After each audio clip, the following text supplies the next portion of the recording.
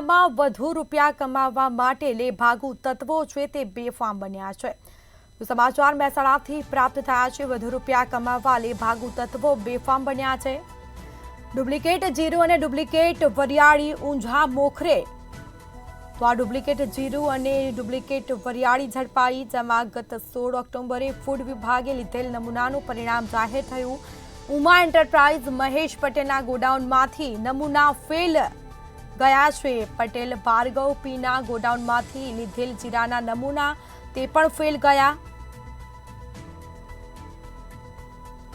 તો ડુપ્લિકેટ જીરાનો જથ્થો ઝડપાતા ઊંઝા કોર્ટમાં કુલ 4 કેસ નોંધાયા છે।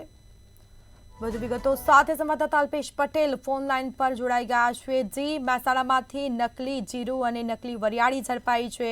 સમગ્ર મામલે તેના સેમ્પલ લેવામાં આવ્યા હતા। શું છે સમગ્ર મામલો?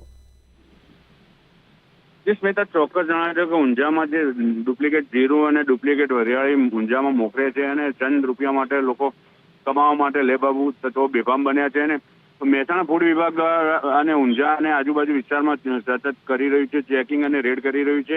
અને મહેસાણા ફૂડ વિભાગે 16 ઓક્ટોબર 2024ના રોજ લીધેલા નમૂનાનું પરિણામ જાહેર થયું છે। અને ઉમા એન્ટરપ્રાઇઝ અને ઊંઝા મહેશ પટેલના ગોડાઉનમાંથી નમૂના લીધેલા હતા તે ફેલ આવ્યા છે। અને પટેલ ભાર્ગવ પીના ગોડાઉનમાંથી પણ લીધેલા ડુપ્લિકેટ જીરાના નમૂના ટોન પાવડર મળી આવતા નમૂના ફેલ થયા છે। અને પટેલ ભાર્ગવ પીના જીરાના નમૂના પણ હજુ 2 રિપોર્ટ બાકી છે। તેમજ મહેસાણા ફૂડ વિભાગ અને વર્ષ 2023માં કરેલા કેસમાં ફોજદારી ગુનો દાખલ થશે। અને ધર્મેશ પટેલ ગોડાઉનમાં પણ ડુપ્લિકેટ જીરાનો જથ્થો ઝડપાતા ઊંઝા કોર્ટમાં ટોટલ 4 કેસ નોંધાયા છે। અને વર્ષ 2023માં સુજીત પટેલ નામના ગોડાઉનમાં નકલી જીરાનો ઊંઝા કોર્ટ કેસ નોંધાયો છે।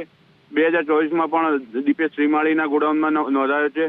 અને હર્ષદ પટેલના ડુપ્લિકેટ વરિયાળી ઝડપાતા કોર્ટ કાર્યવાહી કરી છે। અને વર્ષ 2024માં પ્રકાશ પટેલના ગોડાઉનમાંથી ડુપ્લિકેટ જીરું ઝડપી પડતા ઊંઝા કોર્ટમાં કેસ દાખલ કરવામાં આવ્યો છે હાલમાં। તો જી બિલકુલથી તમામ જાણકારી આપવા બદલ આપનો આભાર।